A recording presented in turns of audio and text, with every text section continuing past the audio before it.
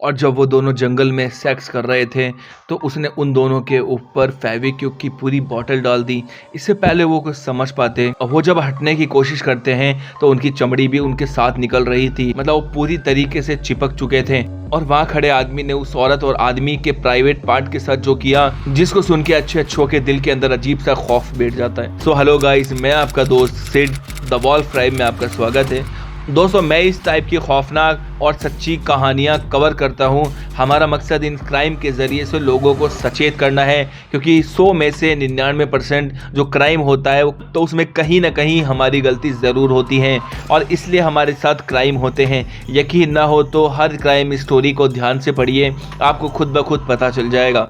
मिसाल के तौर पे आफ्ताब और श्रद्धा की कहानी जो थोड़े दिन पहले गुजरी है। उनके घर वालों के बार बार मना करने के बावजूद उसने एक अनजान इंसान पर ज़्यादा भरोसा किया। उसको बहुत से मौके मिले और शायद वो बच जाती अगर वो अपने घर वालों की बात मान लेती, लेकिन प्यार में इतना ज़्यादा अंधापन, पूरी तरीके से घर वालों के खिलाफ, जिन्होंने उस लड़की को पाल पोस के इतना बड़ा किया, ये जानने के बावजूद कि घर वाले हमेशा हमारा अच्छा ही सोचते हैं। दोस्तों, खैर आज की कहानी हमारी कुछ और है। शुरू करने से पहले आप लोगों से निवेदन है कि अगर आपने मेरे चैनल को सब्सक्राइब अभी तक नहीं किया है तो सब्सक्राइब ज़रूर कर लेना, और जिन्होंने सब्सक्राइब कर रखा है उनको तहे दिल से धन्यवाद। तो दोस्तों चलते हैं राजस्थान, मतलब कहानी राजस्थान के उदयपुर के एक गाँव की है जिसका नाम गोगुंदा है। दोस्तों, उदयपुर के अंदर एक गांव जिसका नाम मलावत है। दोस्तों, शहर के मजावल गांव से लग के जंगल में कुछ लोगों को एक लड़के और एक लड़की की लाश मिलती है। दोनों पूरे नग्न अवस्था में थे और दोनों लाशें पूरी तरीके से लुहान थी। वहां के गांव के लोग इस मर्डर को देख करके बड़े खौफजदा थे। पुलिस को सूचना दी जाती है और जब पुलिस ने करीब से लाश को देखा तो देखा कि लड़के के प्राइवेट पार्ट को काटा हुआ है और लड़की के प्राइवेट पार्ट को भी चाकू से गोदा गया था। अब सारे शहर की पुलिस हरकत में आती है और पुलिस वालों को इनको देख के लग जाता है कि इन पर गुस्सा उतारा गया है और जिसने भी ये किया है ये इनका करीबी ही था। इंक्वायरी में पता चलता है कि लड़का गांव के पास का था। इसका नाम राहुल मीणा, जो कि सरकारी स्कूल का टीचर था और वो अपनी शादीशुदा ज़िंदगी से खुश नहीं था और वो अपनी घरेलू परेशानी के लिए अक्सर भागवेगुड़ा के इच्छापूर्ण शेषनाग मंदिर में जाया करता था। और वो मंदिर भगवान की पूजा करने नहीं बल्कि एक तांत्रिक से मिलने जाया करता था।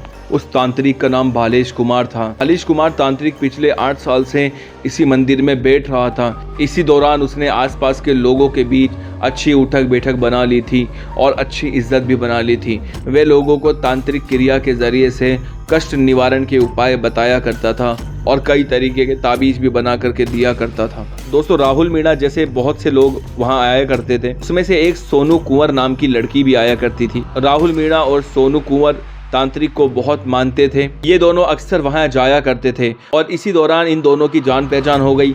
धीरे धीरे बातचीत के बाद नज़दीकियां बढ़ने लगी और नज़दीकियां प्यार में बदल गई। वहीं दूसरी ओर तांत्रिक भी सोनू कुंवर के ऊपर अपना दिल दे बैठा था। अब राहुल और सोनू की मोहब्बत को काफ़ी वक्त हो गया था और वहीं दूसरी ओर तांत्रिक को भी पता चल गया था इन दोनों के अफेयर के बारे में।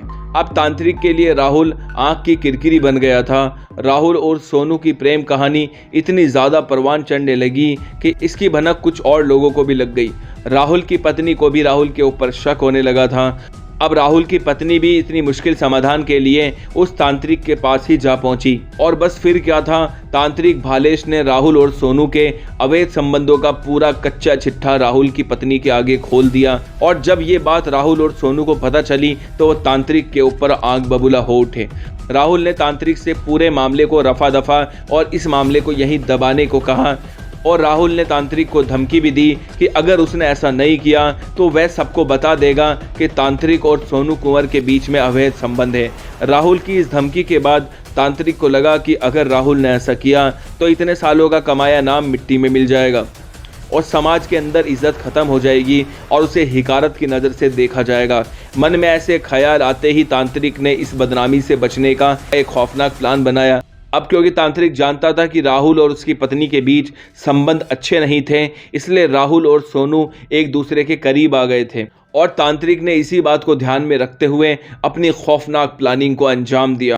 तांत्रिक ने सबसे पहले 50 फेविक्विक के पाउच खरीदे और सभी को एक बोतल के अंदर भरा और अपने पास छुपा लिया और 15 नवंबर शाम तांत्रिक ने राहुल और सोनू को टोटके के बहाने से अपने पास बुलाया और तांत्रिक क्रियाक्रम के नाम पर उन्हें जंगल में लेकर के चला गया और कहने लगा, जो तांत्रिक क्रिया अब मैं करूंगा उसमें तुम हमेशा हमेशा के लिए एक दूसरे के हो जाओगे। लेकिन तांत्रिक ने यह शर्त रखी कि जिस दौरान तांत्रिक क्रिया होगी उस वक्त तुम दोनों को जंगल में ही शारीरिक संबंध बनाने होंगे और तभी यह क्रिया संपूर्ण हो पाएगी।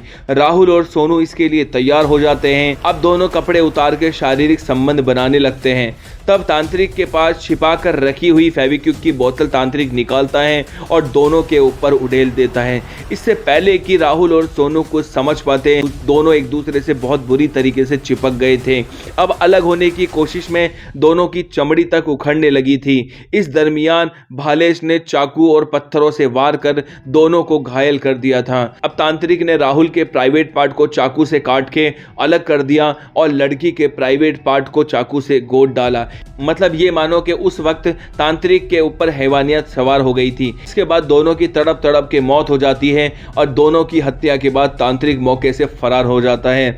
गोविंदा इलाके के जंगल में दोनों की लाश मिलने के बाद पुलिस ने मामले की जांच की। शुरुआती पड़ताल में यह खुलासा हुआ कि राहुल और सोनू दोनों शादीशुदा थे और दोनों के बीच अवैध संबंध चल रहे थे। जब मामले को गंभीरता से लिया गया और बहुत सारी जगह सीसीटीवी कैमरे को बारीकी से खंगाला तो इस दौरान पुलिस ने 200 से ज्यादा लोगों से पूछताछ भी की और जांच के दौरान पुलिस के हाथ जो सुराग लगे उनके आधार पर पुलिस की शक की सुई 55 साल के तांत्रिक भालेश कुमार की ओर घूम गई।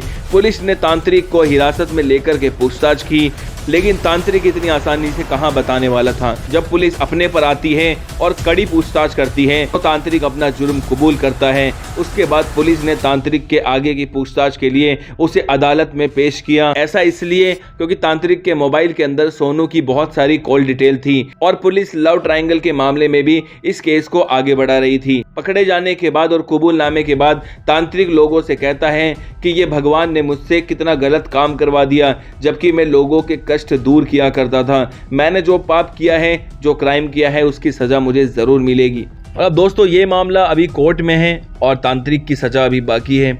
आपको क्या लगता है कि तांत्रिक को क्या सजा मिलना चाहिए और आपके हिसाब से इसमें किस किस की गलती है, कमेंट में हमें ज़रूर बताना। और दोस्तों ऐसी कहानी लाने के लिए हमारे चैनल को सब्सक्राइब ज़रूर कर लेना। धन्यवाद, आदाब अर्जे, मिलते हैं नेक्स्ट वीडियो में एक नई कहानी के साथ।